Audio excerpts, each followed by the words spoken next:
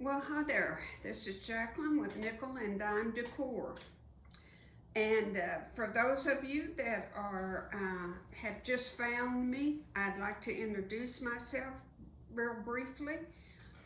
I have a channel called Nikkel, Nikkel, and Dime Decor, all in one word.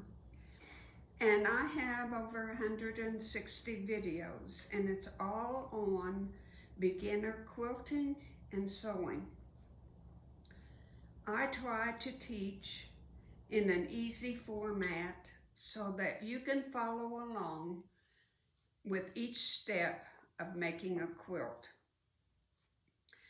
I have playlists of probably 15 different quilts with 5 to 6 videos per quilt. And I go from cutting all the way to doing the binding. There's not anything I leave out, and you will be able to call yourself a quilter when you get through.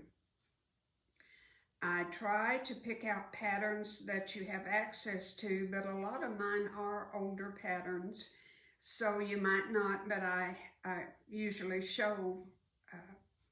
copy them and have a photo of them so that you can do a screenshot and get the patterns. Today's quilt, I've been working on this quilt called A Little Bit of Christmas quilt. And of course, it's not in Christmas colors. I switched it. But I've been working on this for about 3 months, and I'm now ready to quilt it. And I have chosen, because I have this wonderful new machine. To me, it's new. I've had it about 4 or 5 months. And it has a big enough throat on it that it's much, much easier than my little Bernina. And I have found a stitch called Serpentine stitch, and I'm going to show you up a lot closer. But I think it's just makes for beautiful quilting. I do not have a long arm machine. I cannot afford to take it to a long arm person. And I cannot free motion quilt. It's beyond me. I've tried and tried and tried, and I know they say it takes practice, but I don't have that many years, I don't think, to do it. So anyway, instead of just stitching in the ditch, which is where you stitch right here on the seam line, I have chosen this stitch. And in this particular little quilt, there are 25 2.5-inch squares to a block. And I only did my serpentine stitch one way. And I did not go back and do it this way. I just didn't feel like it needed that much quilting. So let's put the camera down and show you what I'm talking about. And I'm going to turn my... Right here, you can see as I hold this up, you can see the stitch real well. See how it goes? And I went ahead and put one on this side and one on this side and one down the middle for this. And I think it's so pretty. Now, I wanted you to kind of see my layout. I have my dining room table, and then right here is a card table. I just put them together, and I have 2 chairs over there because I don't want it going on the floor as much as possible.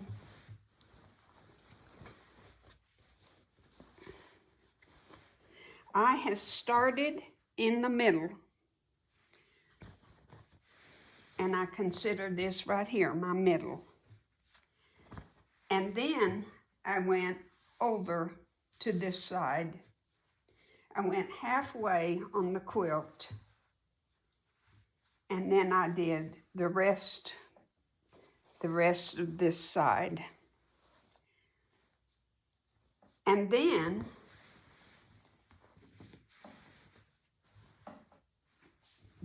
I started to go down this way. This is considered my halfway point. And now I'm going the rest of the way down this way. Okay, I went ahead and did the whole rest of the side. So you can say that this side is done. Really, what I'm visually kind of doing is doing it in quarters.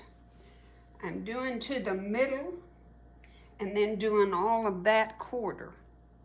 And now I'm going this way, and I will do this, and then, and I already did this quarter right down here. So once I get these 3 blocks and the end right here, this is my little corner square right here. So that, this block, and this block, and this block. I have 3 blocks and this little corner.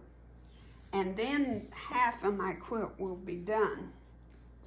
Then I can turn it and start on this row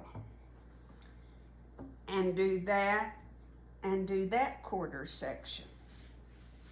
Now, a serpentine stitch, you don't have to move your fabric at all. You let the machine do the little swirl, and you just have to guide it. And what I do, and I'm going to show you this too, I put it right on my seam, and I pin each block as I do it. I had the whole quilt pinned, but I took a lot of the pins out because I don't like the marks that they make, so I took them out. But when you're quilting,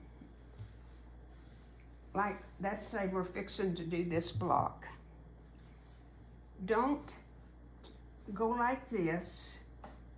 Don't mess with it. Let it stay in its natural position. Just make sure that the backing is not wadded up and it's nice and straight. But just like this right here, it's got a little bit of give right here, and that's okay. That's all right. But if you pull this down, you're gonna warp your line. And you want that line to lay as natural as possible. So don't be tugging and pulling. Just make sure that the backing is nice and smooth. And then you can do this strip, and what I would do is go back, I would go and finish this strip first before I get into doing this. So I'm gonna do this strip first because it's going this way. So I'm gonna go ahead and do my middle stitch and then do this stitch. And then, now, I first started doing like the whole row across, but that's not a good idea. But you're just gonna have to get your serpentine stitch as close as you can back to where you started when you go on to the next one. So that's, put this under the machine, And you'll see with all of this room and the card table and everything, the purpose of that is so that your quilt doesn't hang off and pull. When it pulls, you are tugging and twisting, and the needle is working harder. And so that's why we have all of this, is so you don't have to go through that. If you don't have a card table, find a board, or find, I don't know what else could work for you. I have a great big 6-foot long sewing table that Bernina's in my sewing room. This is in my dining room. But my machine is so heavy that I feel like the light is a little bit better in here. So I just like to come in here to do this. So I'll be right back and we'll get started. One more tip I have for you. When you start to do your quilting, this is the thread that I'm using. And be sure you have 2 spools at least. And 2 or 3 bobbins already wound. It will help you tremendously not to have to start and stop and start and stop. And I like to cut my threads as I go. I know that might sound silly, but when you're leaning over and trying to cut all those threads on the whole quilt, it's hard on the back. So I like to cut them as I go. So that's my tip for the day. I hope that helps you. And remember, I chose this thread. It's not white. It's an off-white. It's a neutral, and I think that it looks better even on white. If you will note how that blends in, I think it's more noticeable. And I kind of, I want my quilting to be noticeable since it is turning out so pretty. Okay, thank you. I have my foot down, and I didn't mark. I'm just going by my 1/4-inch seam. I can see it on this side and on this side.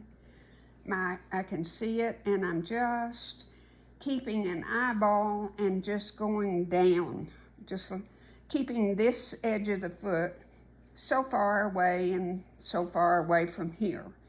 And that's how I did it. Now my stitch, my serpentine stitch ended on the right-hand side. And I am hoping that I have it right where it needs to be. If not, I'm not worried about that much about it. It'll be okay. But I think I've got it just pretty close. My machine also has a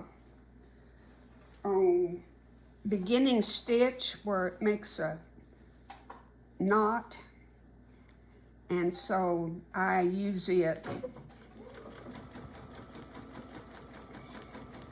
And I'm just letting it go. And if you'll notice over here, this isn't folded or anything. I just kind of wadded it up.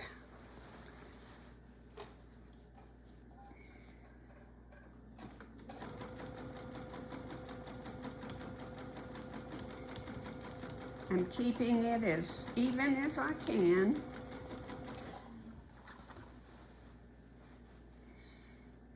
Now, if you'll put your finger kind of there in the middle and push your fabric up a little bit, then you won't have where it might fold down here. So just kind of feed your fabric in there. It's just a good little tip.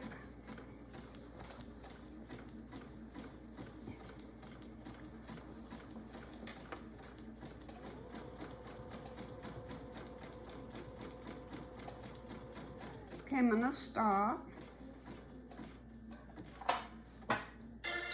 And I like to tie it off. Okay, you can see the stitch that I just did right there, I think, in the middle. Now I'm going to do the next one, and then we won't do any more, but I just wanted to show you how pretty it makes, and I've got my hand underneath here, and I'm always making sure that my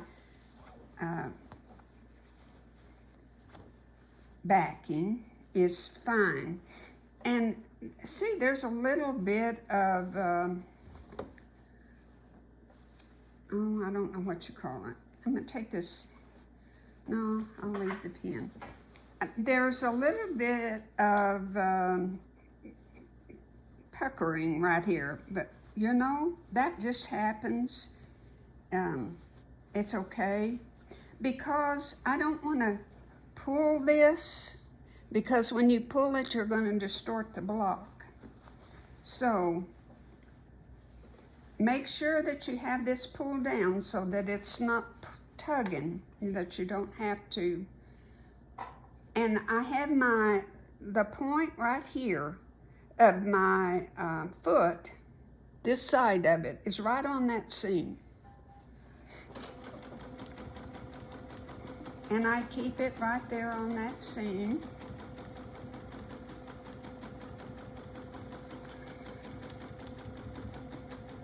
It goes very, very quickly. It's just a jewel. For quilting, I have started a couple of days ago on this, and I'm almost halfway.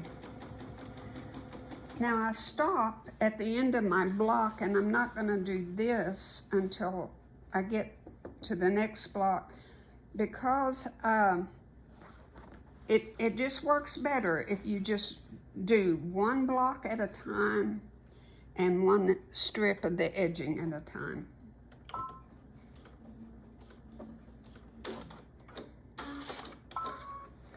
And that is just how easy it is. Just a jewel. That's all I can say.